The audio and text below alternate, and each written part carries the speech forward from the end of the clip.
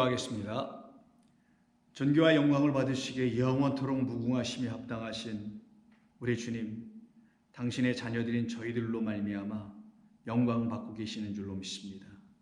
저희들 위에 당신이란 영광을 부어주셨기에 그 당신이란 영광 때문에 영광을 돌릴 수 있는 저희들로 삼아주신 하나님께 감사드립니다. 오늘도 그 영광의 빛이 우리 주님의 말씀을 통하여 우리에게 심령 가운데 비춰질 때 우리의 육이 끝나고 하나님의 영으로 소생하는 역사가 이 말씀을 삼하는 모든 종들, 듣는 모든 종들 위에 있게 하여 주시옵소서. 예수님의 이름으로 기도드립니다. 아멘. 하나님 말씀 나눕니다. 오늘은 누가복음 14장 20절 한 절입니다. 누가복음 14장 20절입니다. 함께 읽겠습니다. 또 한 사람은 이르되 나는 장가 들었으니 그러므로 가지 못하겠노라 하는지라. 아멘. 우리는 계속해서 18절 이하부터 우리 주님께서 언급해 놓으신, 비유로 말씀해 놓으신 주님의 잔치를 거절하고 거부하고 손살에 치고 있는, 여기 우리말 번역으로 사양했다고 되어 있습니다만은 완전 거부한 겁니다. 그런 세 부류의 예를 들고 계십니다.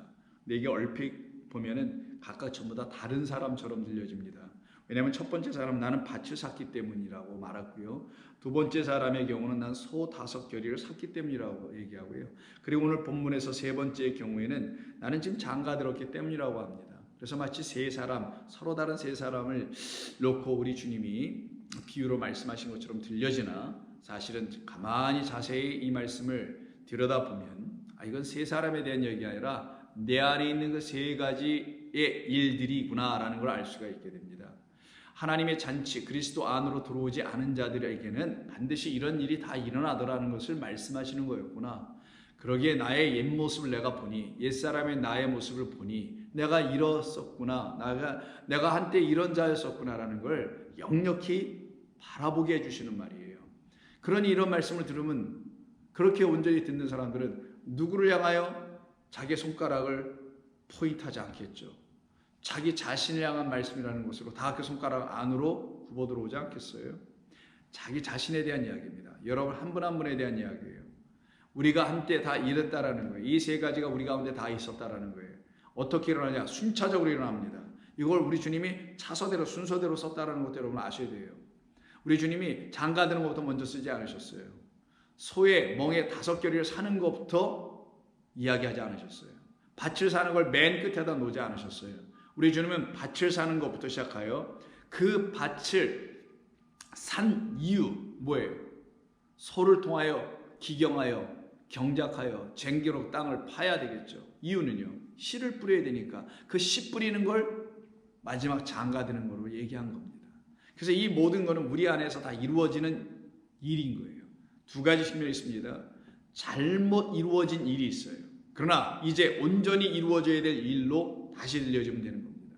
한때는 나의 마음과 생각으로 내가 밭을 구입해.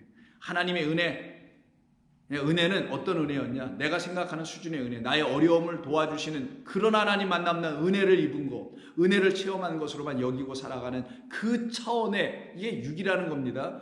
육으로 이해하는 은혜들이니까, 육이 경험하는 은혜들이니까. 아니에요. 예수 믿는, 진짜 예수 믿는 사람은요, 육으로 경험하는 은혜를 은혜라고만 얘기하면 안 되는 거예요. 그거는 해와 비가 어디에든 다 비춰주고 내려지지 않더냐 라고 말씀하신 것으로도 충분히 우리의 육적인 삶에는 하나님이 모든 걸 이렇게 선물로 다 주셨다라는 걸 알잖아요. 그렇기 때문에 우리는 이미 은혜 입은 거예요, 육들은. 근데 이 육이 은혜를 뭘 더 입으려고 하냐고요. 이제부터 그거 아는 사람들은 나의 영이 복되어야 된다는 걸 알아가는 사람들 아닐까요? 내 영이 소생해야 되고 그 소생하는 것이 영생을 얻는 축복인데 이걸 가져야 될 거 아니겠냐고요. 그러면 그 영에 대한 이야기를 하신다는 사실을 알게 되겠죠. 그래서 그 밭을 내 힘과 내 생각으로 사는 자들이 아니라 하나님의 은혜, 나의 영에 부어주실 은혜, 그래서 나의 안에 있는 영으로 말미암아 거듭난 나로 말미암아 알게 될 하나님의 은혜, 이 은혜가 없는 자들이 하는 일이 뭐더라? 밭을 산다라는 거예요. 하나님의 은혜, 하나님의 사랑, 하나님의 구원을 육으로 경험하는 사람들이 늘 이런 일을 자기는 안 한다고 생각할 수 있을 거예요. 그런데 하고 있다라는 거 우리 주님이 들추어 지적하여 보여주시는 거예요, 지금. 그러니 우리는 이런 말씀을 들으면 뭐라 그러죠? 깨닫는 마음, 각성하는 마음이 있지 않겠어요? 정신 바짝 차리게 되지 않습니까? 그래서 밭을 산 것과 그 다음에 거기에 자기의 생각으로 5말씀 깨달은 것을 가졌다고 하여 그 말씀을 가지고 이 말씀에다가 갖다 붙여. 그래서 그 멍에를 자기가 만들고 자기가 만든 멍에 안으로 이 말씀 들어오라고 내가 다 풀어주겠다고 하는 그런 차원으로 떨어지는 것이 스스로 자기가 멍에를 샀다고 하는 거죠. 근데 우리 주님 뭐라고 합니까? 수고하고 무거운 짐진 자들아 너희가 사서 너희가 지고 있으니 이제는 그만두고 다 내게로 와라. 그리고 나의 멍에 안으로 들어와라. 이게 내 멍에를 메고 내게서 배워라. 그러면 내 멍에는 쉽고 가벼우니 너희의 짐이 다 끝나게. 이걸 자유함, 자유의 복음, 은혜의 복음이라고 하는 것이고 그것이 들려질 때 그들은 거기에서 풀려지기 시작하게 되는 것입니다. 그래서 오늘 20절의 말씀은 우연히 이렇게 나온 게 아니라 이런 순차 우리의 주님의 말씀의 질서 속에서 진리라는 질서를 우리에게 주시려고 이렇게 말씀으로 전해고 계신다는 걸 알아야 합니다. 자, 그런 차원에서 20절 다시 한번 보실까요? 또 한 사람은 이르되 나는 장가들었으니 그러므로 가지 못하겠노라. 자, 장가든다고 얘기합니다. 성경에서 장가드는 얘기가 있습니다. 여러분 대표로 잘 아시는 호세아서를 보면 하나님께서 어떻게 하신다고 하시나요? 내가 너희들에게 장가 들겠다고 하시죠. 한번 읽어봅니다. 호세아 2장에 있어요. 호세아는 특별히 호세아라는 선지자를 통하여 하나님이 말씀하시려고 하는 거죠. 그의 아내 고멜을 자꾸만 도망가서 다른 데로 간음하여 다른 남자를 만나러 가잖아요. 이 말의 뜻이 이스라엘 백성이라는 당신의 신부 그 백성 여자 시온의 딸들이 호세아라는 선지자 곧 호세아 예슈와 하나님 여호와 하나님이에요. 하나님의 구원은 그에게만 있는 거예요 라는 뜻입니다. 그에게 있는 하나님의 구원의 말씀이 그 선지자에게 있는데 그 선지자라는 이름으로 오신 예슈와 예수 그리스도에게 있는데 그를 떠나 다른 데 가서 구원을 받아보려고 한다는 거예요. 그게 좀 호세아서의 이야기입니다. 그러면 다른 데 가는다는 얘기는 뭐예요? 그에게 준 호세아라는 선지자에게 준 말, 그 신랑의 말이 아닌 다른 말들을 통하여 구원받겠다는 거죠. 구원은 하나님의 말씀으로 이루어지는 거니까 하나님의 말씀으로 지어진 것으로 우리가 구원받는 거니까요. 그 이야기를 담은 게 지금 호세아서예요. 그래서 하나님께서 뭐라고 하십니까? 내가 너에게 장가든다 그랬잖아 라고 다시 알려주시는 거예요. 나만이 너희들이 알아들을 수 있는 구원하게 하는 생명과 은혜의 말씀, 진리의 말씀을 주는 유일한 하나님이야 라고 말씀하시는 거죠. 그래서 2장 19절 내가 네게 장가들어 영원히 살되 공의와 정의와 은총과 헤세드입니다. 긍휼, 락함이에요. 그 긍휼이 여김으로 그렇기 때문에 들어간다는 거예요. 나의 정의 때문이지 너의 정의 때문이 아니야. 내 은총 때문이지 너희들 때문이 아니야. 나의 긍휼이함 여김 때문이지 너희들이 나를 섬겨서 된 게 아니야. 그래서 내가 너희에게 장가들며 장가든다 너희에게 찾아오며 장가든다는 건 짝이 되는 것이며 그래서 기억나세요? 5 결의의 멍에라는 건 짝이라는 것. 내가 너희에게 내 멍에 가지고 나에게 들어오라고 내가 손짓하고 있잖아 지금. 근데 왜 너희는 아니야라고 노하면서 왜 손살을 치는 거야? 라고 말씀하시는 거예요. 진실함으로 내게 장가들리니 진실함으로가 아니라 진리로 우리 주님 우리에게 찾아오시는 게 이렇게 오신다는 거예요. 어떻게? 정의, 은총, 긍휼, 진리. 정의는 뭐 이 땅에 있는 정의입니까? 아니에요. 그런 정의. 하나님의 온전한 심판을 얘기하는 거예요. 심판의 말씀, 은혜의 말씀, 긍휼의 말씀, 진리의 말씀 곧 이것으로 내가 너희에게 찾아온다. 이것이 우리에게 뭐가 된다? 짝이 되게 하겠다. 그럼 이것이 우리에게 멍의 역할을 한다는 거예요. 이 안으로 우리가 들어오라는 거예요. 그래서 그리스도는 하나님의 말씀이라고 하는 거예요. 그래서 내 멍에라고 하셨을 때 내 멍에는 그리스도라는 말씀, 하나님의 말씀을 얘기하는 거예요. 그걸 짝이라고 하는 거예요. 그럼 장가드는 것에서 짝도 마찬가지겠네요. 하나님은 말씀이시니 하나님이라는 그 말씀이 우리에게 장가들어 오니 우리는 그 말씀과 짝이 돼야 되는 거네요. 이걸 결혼, 혼인, 장가든다고 하는 거예요. 무슨 결혼하는 이야기가 아니라 그래서 진리로 너에게 장가 들리니 진리로 너에게 찾아 들어갈 것이니 내가 그때 여호와를 알게 될 것이라. 23절 내가 나를 위하여 그를 이 땅에 심고 긍휼히 여김을 받지 못하였던 자를 긍휼히 여기며 내 백성 아니었던 자에게 향하여 이르기를 너는 내 백성이라 하리니 그들이 이르기를 주는 내 하나님이시라 하게 될 것이라. 언제요? 그 짝이 우리에게 들어올 때, 우리의 짝, 이 말씀이 우리 안에 들어올 때, 우리가 이 말씀으로, 이 멍에라는 말씀 안으로 들어갈 때. 근데 이스라엘 백성은 이 말씀이 그들에게 뭐가 됐어요? 그들을 자유케 하는 하나님입니다, 날 구원하신 하나님입니다라는 고백보다는 이게 그들에게 멍에가 됐잖아요.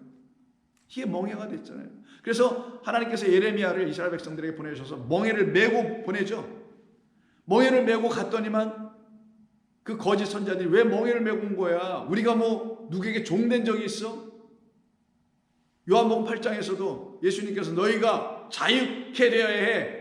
내가 진리고 너희가 내 말을 거하면 너희는 자유케 될 거야. 그랬더니만 그들이 또 뭐라 합니까? 우리가 언제 누구의 종된 적이 있느냐? 우리가 아브라함의 백성이요, 아브라함의 후손이고 그 자손들인데 우리를 누가 종으로 만든 적이 있느냐? 이렇게 얘기를 하죠. 똑같은 거예요. 자기들이 무엇으로 묶여서 종된지를 모르고 있는 자들이죠. 자기들이 스스로 만드는 다섯 결의 멍에를 짝으로 갖고 있었기 때문에, 즉 이 하나님의 말씀으로 이 땅에 오신 하늘의 소 다섯으로 짝이 되지 않았기 때문에 멍에맨 자였거든요. 그래서 멍에맨 자의 결국은 사망, 죽음, 이스라엘이 멸망당하는 거였잖아요. 역사 속에서는 우리의 사망을 보여주는 거였잖아요.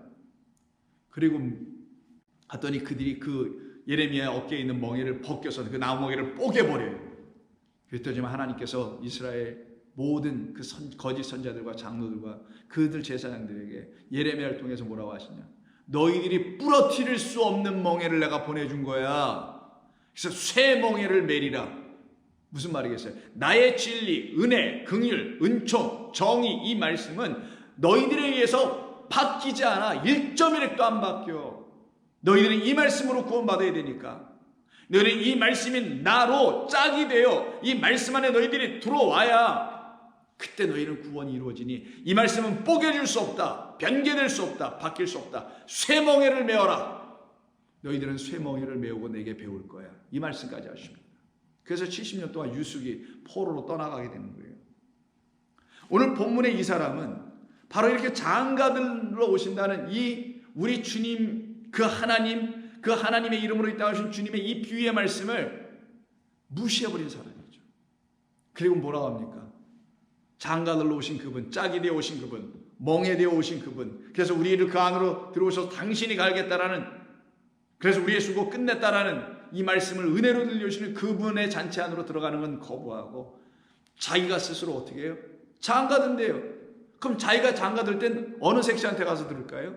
이 말씀이라는 곳으로 갈까요? 그 아버지 하나님이라는 그 말씀으로 갈까요? 거길로 가는 사람이 아니라는 걸 보여주는 거예요. 거길로 가는 사람이 이 잔치는 혼인잔치라고 얘기했죠. 이건 6월절 어린 양의 죽음이라는 잔치라고 얘기했죠. 이 잔치로 안 들어가는 자는 요한계시록 19장 7, 8, 9절에 있는 그 혼인잔치 준비된 곳으로 들어가지 못하는 음녀의 자식들이 되는 거란 말이에요. 그래서 이 사람이 뭐라고 합니까? 나는 장가 들었다 이미. 나는 여호와 하나님 그 말씀이 아닌 다른 것에 난 장가 들었어. 이게 가메오라는 단어를 씁니다. 여러분 여기 장가라고 했죠. 장가라고 하니까 남성을 놓고서 쓴 거잖아요. 그런데 장가 든다라는 말은 널크게 보면 결혼하는 거죠. 결혼한다는 것은 뭐예요? 남자만이 하는 게 여자도 하는 거잖아요. 남자 입장에서는 여자에게 장가 드는 거고, 여자 입장에서는 남자에게 시집가는 거죠. 장인할 때 그 장자, 빈장자에다가 그 집에 들어가 사는 거라는 게 장가 간다는 거죠. 시집간다는 건 뭐예요? 거기서 첫 아들을 낳고 1년이 지난 이후에 그 장자를 가지고 시아버지 집에 가는 거죠. 이게 다 의미가 있는 거잖아요. 우리가 하나님의 자녀 백성인데 그리스도라는 그 신랑을 만나게 되면 그로 말미암아 잉태해서 10달 채우고 아들, 진리의 아들 그리스도를 딱 들고 아버지의 집, 그 신랑 그리스도 예수를 보내주신 그 영원하신 아버지의 집으로 그 본향으로 가는 거죠. 이걸 그려준 게 장가라는, 결혼이라는, 시집이라는 이 말에 다 담아놓은 거잖아요. 근데 이는 어떻게 했다고요? 난 그런 장가 뭔지 모르겠고 내가 생각하는 차원의 어떤 자에게 난 가가지고 나는 그와 함께 짝을 할 거야 라고 하는 자라는 걸 말하는 거예요. 단순히 결혼하는 얘기가 아닌 거예요. 결혼이 비유잖아요. 장가 시집이 비유란 말이에요. 그래서 장가 가매어로 말을 쓰지만 시집가다는 말도 있어야 되겠죠. 여자가 남편한테 가는 거니까 그는 가미조라고 합니다. 이런 두 개의 다른 단어들이 있는데 오늘 여기서는 가매어로 씁니다. 그래서 여러분 잘 아시는 같은 누가복음 16장에 보시면 이런 말씀을 하는 거예요. 16장 율법에 대한 이야기, 복음에 대한 이야기를 하시는 말씀입니다.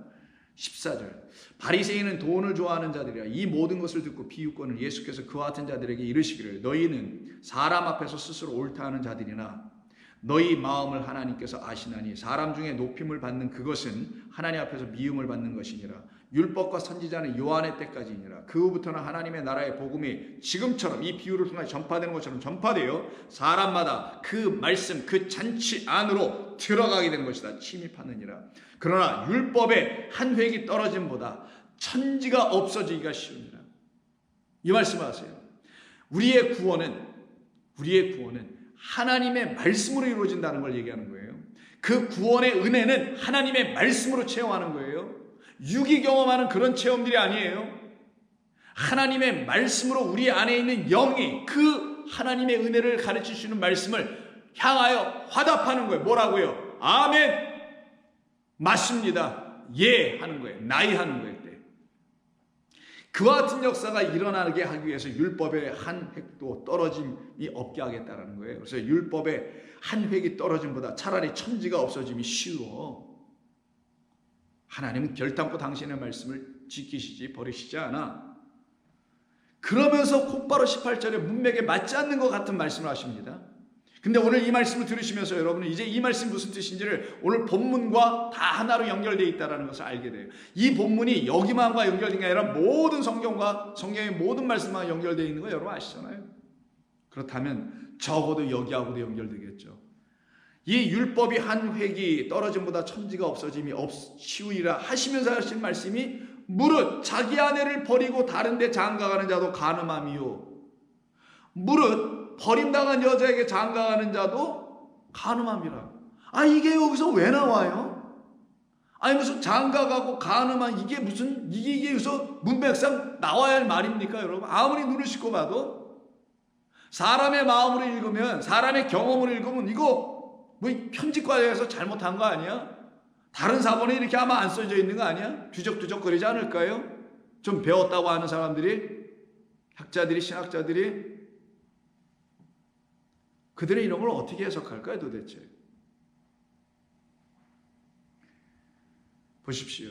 지금 17절 이상 16절 계속 똑같이 하는 말씀이 바리새인들 율법을 자기들 나름대로 철저히 지킨다는 사람이죠. 그들은 율법에 뭐한 사람들? 그래요. 장가든 사람들을 얘기하는 거예요.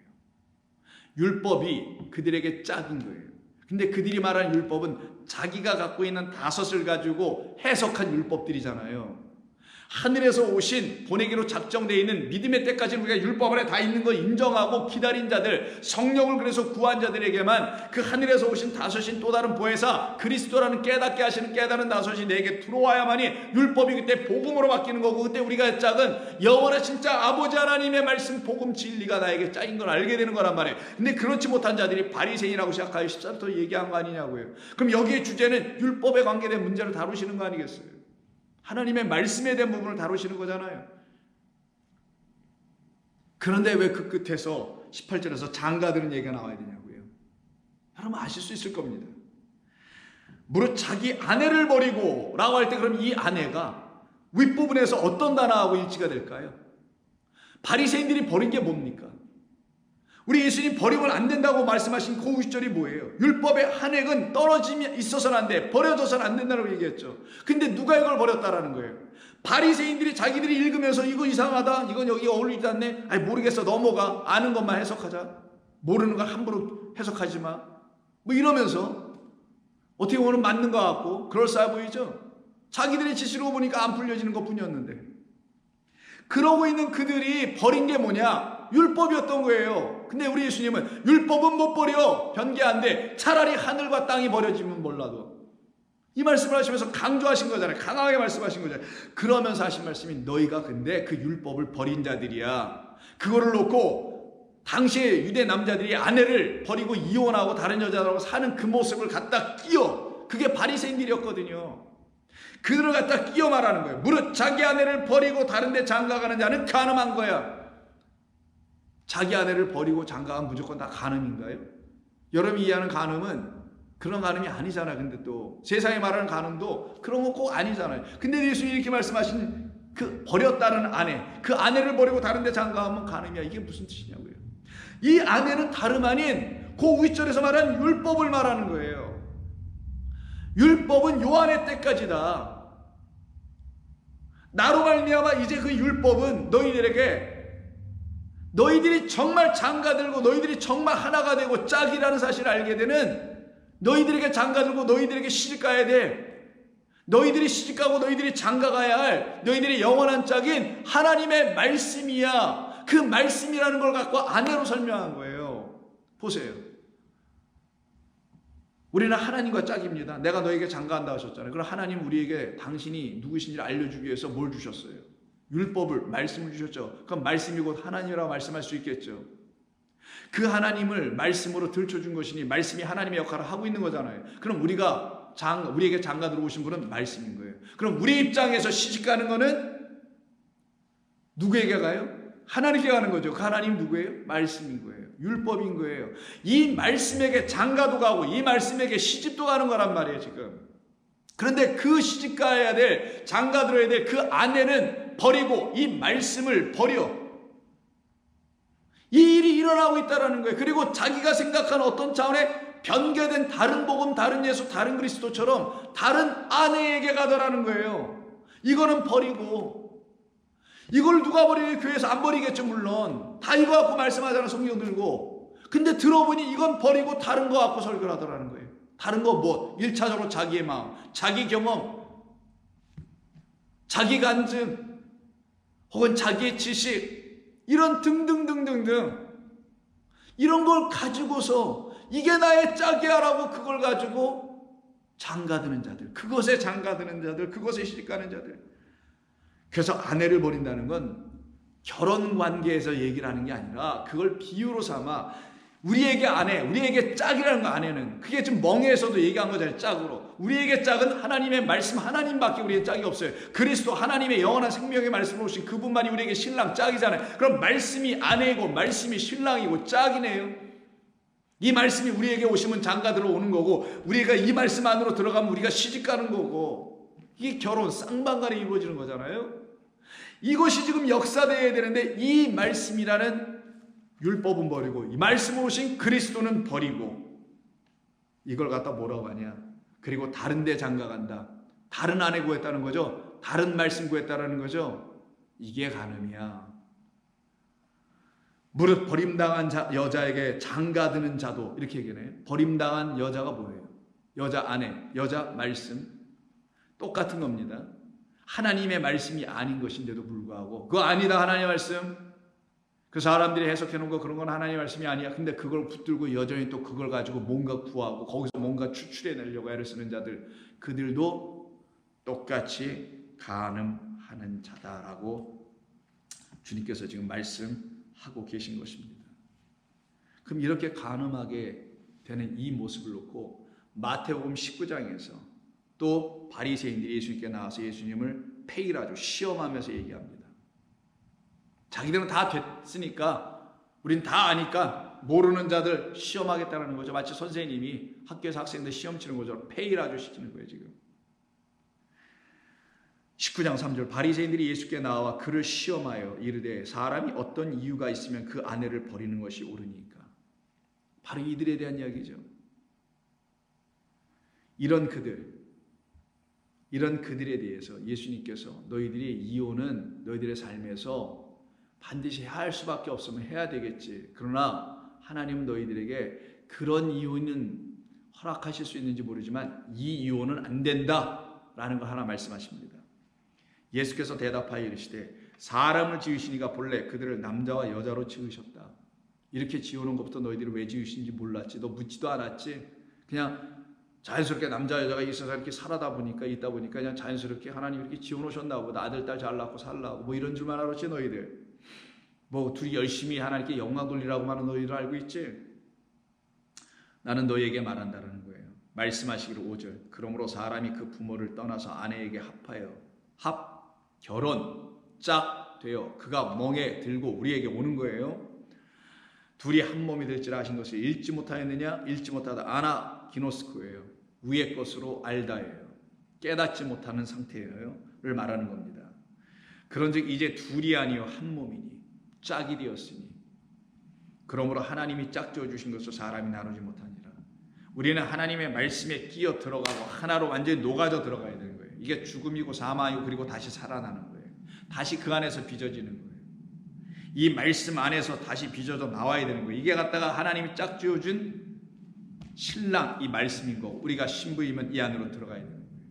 신랑이라는 이 말씀이 우리 가운데 떨어지면 그가 씨가 되어 우리에게 뿌려지는 거예요. 우리의 마음판 안에. 그런 상호 관계가 있으면 여러분 이해하셔야 합니다. 7절 여짜오되 그러면 어찌하여 모세는 이혼 증서를 주어서 버리라 명하였나이까. 예수께서 이르시되 모세가 너희의 마음의 완악함 때문에 아내 버림을 허락하였거니와 본래는 그렇지 아니하니라. 너희가 악해서 그래. 악한 너희들이 들고 있는 말이 악해서 그래. 너희들이 들고 있는 경전이 내 말이 아니야. 너희들이 다시 써놓은 너희들이 말한 율법화된 말들이잖아. 너희들이 인간이 해석하는 그 말들 아니었더냐. 그걸 갖다가 나란 하나님과 나누게 하는 말이다. 그래서 이혼증서라고 얘기하는 거예요. 너희들은 여전히 내 백성 내 시온의 딸들에게 이혼증서밖에 못 주고 있어. 나하고 연합하는 말씀으로 하나가 되는 말씀 안으로 잔치 안으로 들어오게 하는 그런 말들을 전해주지 못하고 내게서 떠나가고 멀리해서 다른 데로 장가가게 만들고 다른 데로 시집가게 만드는 다른 말씀 다른 영들을 구하고 있게 하는 그런 자들이기 때문에 내가 너희들의 완악함 때문에 내 백성 구하려고 내 신부들 구하려고 너희들에게서 떨어져 나오게 한 거야. 이게 이혼증서의 의미예요. 그들이 들고 있는 건 이혼증서밖에 없었다는 거예요. 하나님의 말씀을 들고 있는 것 같았었죠. 근데 사람들은 하나님과 나누어버려. 맨날 하나님과 가까워야 됩니다. 교제해야 합니다. 하나님과 묵상해야 합니다. 주야로 기도하면서 하나님 은혜 가운데 살아야 합니다. 아무리 말을 하는데 말씀을 들어보니 전부 다 이혼만 시키고 자빠져들 있네. 그런 상태에 있는 자들에 대한 이야기를 하는 거예요. 우리 주님께서요. 9절 내가 너희에게 말하노니 누구든지 음행한 이유 외에는 아내를 버리는 일 그리고 다른 데 장가드는 것은 간음하는 일이야. 여기서도 말씀하십니다. 음행이 뭐예요? 다른 데로 장가가는 거잖아요. 분명히 이 말씀이 있는데 분명히 이 신랑이 있는데도 다른 데로 가는 걸 음행한다고 그러죠. 신랑이 죽은 다음에 음행이 아니잖아요. 로마서 7장 1절 이하 아닙니까? 근데 신랑, 말씀, 그리스도, 산자의 하나님 되신 살아계신 하나님이 계신데 이 말씀이 지금 생명 살려내는 말씀으로 내 앞에 없어 분명히 살아있는데 생명의 말씀인데 이것을 버려? 이 상태를 갖다가 음행이라고 하는 거예요. 살아있는 말씀을 버린 자들. 그 말은 뭐겠어요? 이 말씀이 그들에게 생명의 말씀이 못 되고 있다는 거잖아요. 그들이 이 말씀 버리고 다른 말씀을 아내로 삼고 장가들러 간다. 그들은 간음하는 자들이다. 그럼 이 말씀 이제 이해되시겠어요? 이게 세상에서 말하는 그런 이야기도 아니고 결혼 상담할 때 쓰는 이혼 상담할 때 쓰라는 말씀이 아니라는 것. 이 말씀을 우리에게 주시는 겁니다. 근데 오늘 본문의 이 사람은 이런 말씀이 무슨 말씀인지 전혀 알지 못하고 있었던 것이죠. 그들은 생명이 없어서 그런 거예요. 어떤 생명? 말씀이라는 하나님이 주시는 말씀으로 말미암는 생명을 얻지 못해요. 생명 얻지 못하면 죽어 있는 거예요. 부활이 안 된 상태예요. 하나님의 말씀, 생명 있는 말씀을 듣지 못하면 여전히 죽어 있는 겁니다. 그게 부활이 안 된 상태예요. 이들이 그러다 죽으면 영원히 그냥 죽는 거예요. 그건. 그래서 누가복음 20장에 보시면은요. 예수님을 또 시험하는 자들이 막 나타나죠. 이것저것으로 뭐 가해사의 세금을 드리니 마니 이런 거 갖고 시험하다 통하지 않으니까 시험에 예수님이 걸려들지 않으니까 이제는 사두개인들이 앞장서서 예수님을 시험하려고 들어옵니다. 그게 20장 27절이에요. 뭐라고? 그들은 부활이 없다고 주장하는 자들이라 부활이 있다고 말씀하시는 예수님과 한판 붙습니다. 부활이 없다고 주장하는 사두개인 중 어떤 이들이 와서 예수께 물어 이르되 선생님이여 모세가 우리에게 써주기를 만일 어떤 사람이 형이 아내를 두고 자식이 없이 죽으면 그 동생이 그 아내를 취하여 형을 위하여 상속자를 세울지라 하지 않으셨습니까? 그런데 그 말씀은 좋은데 그 핏줄을 이어가기 위해서 하시라는 말씀 같아 보여서 좋은데라고 또 겉으로 읽었겠죠. 그런데 이들이 이제 태클을 걸기를 부활이 주제니까 7형제가 있었는데 마지가 아내를 취하였다가 자식이 없어 죽고 여기서부터 시작해요. 마지가 아들이 아내를 취했는데 죽어요. 그럼 뭐예요? 우리가 아내 말씀을 취했는데 이 말씀을 통하여 그리스도라는 생명의 씨를 갖지 못하고 죽어버리는 경우를 얘기하는 거예요. 사실은 물론 사두개인들은 그런 것으로 얘기하는 게 아니었겠지만 저와 여러분들은 우리 주님이 이 말씀을 그들의 입을 통하여 말하게 하신 것은 그들의 상태가 어떤 상태인지를 보여주려고 하는 거니까 우리가 그걸 간파하고 들여다보면서 말할 수 있는 것 아니겠냐고요. 물론 이들은 다 죽었다는 얘기를 자기들의 논리를 세우기 위해서 이러는 거예요. 자식이 없어 죽고 그 둘째가 셋째가 그를 치유하고 결국 일곱이 모두 어떻게 했다는 거예요? 자식 하나 낳지 못하고 죽었다라는 거예요. 이렇게 자식 하나 낳지 못하고 죽은 자들이 말할 수 있는 말은 뭐밖에 없다? 부활이 없다라고 말한다는 거예요. 여러분 제 말씀 깨달으십니까? 하나님의 말씀을 듣고 하나님의 말씀을 짝으로 만나지 못한 자들은 결국 다 이렇게 된다라는 거예요. 하나님의 말씀은 그리스도, 하나님의 말씀은 씨란 말이에요. 씨뿌린자의 비유를 통해서 그 씨가 우리 가운데 떨어져야 되는데 그렇지 못한 자들, 이 말씀에 장가들지 못하고 이 말씀에 시집가지 못한 자들을 말하는 거예요. 이들에게는 뭐가 없다? 생명을 낳게 한 그 아들 보내심, 자식 아들 그리스도가 없기 때문인 거예요. 그걸 갖다가 지금 일곱이 모두 다 자식이 없이 죽었다고 얘기하는 겁니다. 완전한 사망이죠. 일곱 말씀을 갖고 있는데 일곱 언약을 갖고 있음에도 불구하고 다 자식 없는 자들, 생명 갖지 못한 자들, 말씀 없는 자들, 그리스도 없는 자들이라는 거예요. 그 후에 여자도 죽었나니 결국 이들에게 여자가 어떻게 돼? 이 말씀이, 이 아내가 여자가 의미 없어지겠죠. 끝났다라는 거예요. 모든 게. 그러면 일곱이 다 그를 아내로 취하였으니 부활 때 당신이 말하는 그 부활 때 당신 부활이 있다고 주장했으니 부활이 일어나는 그때 도대체 7명의 남편을 뒀던 이 아내에게 도대체 누가 남편 되어 들어가는 거냐고 물을 수밖에 없죠. 그래서 묻습니다. 이들이 자기들의 머리로 자기들의 그 지식으로. 근데 알고 보니까 정말 말 그대로 지식이 아닌 걸 갖고 있었잖아요. 그 중에 누구의 아내가 되니까? 누구의 아내가 되니까? 누가 그 아내를 아내로 취할 수 있겠냐는 것이죠. 예수께서 이르시되 이 세상의 자녀들은 장가가고 시집도 간단다. 이때 두 가지를 다 얘기하십니다. 장가간다. 이 세상을 한다라는 거예요. 이 세상 무슨 세상? 이 세상이 시집장가가죠. 그걸 얘기하신 건가요? 아니죠. 하나님을 모르는 세상은 자기들이 선택한 신랑에게 시집가고 자기들이 택한 아내들 여자들에게 장가간다라는 거예요. 그게 이 세상이라는 거예요. 이 세상은 그리스도라는 하나님이라는 그 아내, 하나님의 말씀이라는 신부, 하나님이라는 말씀이라는 아내에게 장가들지 않더라는 거예요. 하나님이라는 말씀이 그들에게 장가들로 오셔야 되는데 그걸 모르고 엉뚱한 짓들 하고 있다는 이 사두개인들처럼. 세상은 아직도 이거 악하게 그냥 장가들고 시집간다 이런 얘기겠어요 이게? 아니죠. 시집가되 저 세상과 부활한 자들이 사는 그 세상, 이 세상과 구분하는 겁니다. 지금 뭐 죽은 자 가운데서 부활함을 얻기에 합당히 여김을 받은 자들은 장가가고 시집가는 일이 없단다. 이미 부활했는데 무엇으로? 여기에 시집가서 여기에 장가들어서 이 말씀이란 하나님께 시집가서 이 그리스도에게 시집가서 여기에 장가들어서 같은 말이죠. 다 결혼해서 하나가 돼서 이 하나의 멍에 안으로 들어가서 이미 거기서 뭘 얻었어요? 생명을 얻었기 때문에 더 이상 그들에게는 시집가고 장가가는 일이 있지 않는다는 거예요. 다른 아내, 다른 말씀, 다른 씨, 다른 율법은 없다라는 거예요. 이들에게는. 그래서 갈라디아에서 다른 영, 다른 예수, 다른 복음은 없나니 만약 그거 전하면 그는 저주받을지어다. 천사랄지라도 저주받을지어다 라고 얘기한 거예요. 바울이. 없다라는 거예요. 없죠. 여러분 있어요? 여러분의 참된 생명을 이 말씀 위에서 다른 데 어디서 듣는 데 있습니까? 없잖아요. 없으면 더 이상 장가갈 일이 있어요? 더 이상 시집갈 일이 있어요? 더 이상 여러분에게 씨를 줄 때가 있어요? 말씀 줄 때, 생명 줄 때가 있어요? 아들 잉태하게 할 때가 있어요? 없죠. 그들은 다시 죽을 수도 없나니 이는 천사와 동등이요 부활의 자녀로서 하나님의 자녀이니라. 죽은 자가 살아난다는 것은 모세도 가시나무 떨기에 관한 글에서 주를 아브라함의 하나님이요 이삭의 하나님이요 야곱의 하나님이시라 칭하였던 것처럼 하나님은 죽은 자의 하나님이 아니시고 살아있는 자의 하나님이시라. 하나님 곧 말씀이에요. 말씀 이 안에가 살아있으면 반드시 우리라는 인간들은 여기에 장가들게 돼 있어요. 이것을 놓고 살아있는 자의 하나님이라고 하시는 거예요. 하나님의 말씀이 살아있으니 이 말씀으로 살아난 자들은 그 하나님의 말씀을 하나님이라고 부르게 돼요. 이 하나님의 말씀으로 하나님 알았다고 확증할 수 있다고 얘기하는 거예요.